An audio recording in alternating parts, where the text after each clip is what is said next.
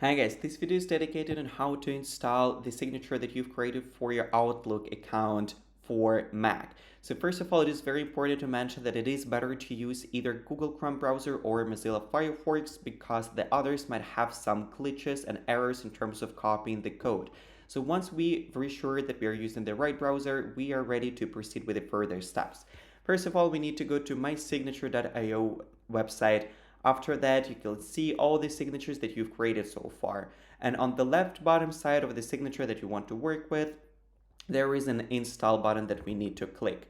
After that, on the top left side, we need to choose the email provider that we're ready to work with. In our case, that is Outlook.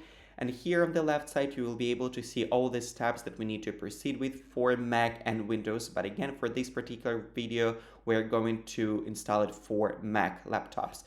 After that, we can also double check the signature preview on the right. If there is something that we need to change, we can go back to editor, but I actually like everything I see. So I'm ready to proceed with the next step, which is copying our signature to Clipboard. You have successful pop-up window on the right. And after that, we are ready to go to Outlook application. Here, to proceed, we need to click the left top button, which is composing a new email. And on the top of that, the fourth button you see signature that we need to click and go to manage signatures. Right here, we need to click the plus icon.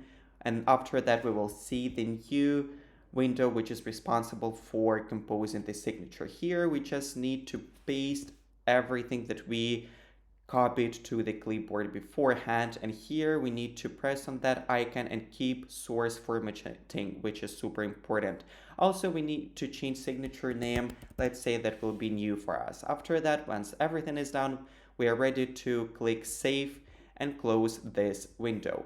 Here on this signatures window, we need to change new settings and we are ready to go.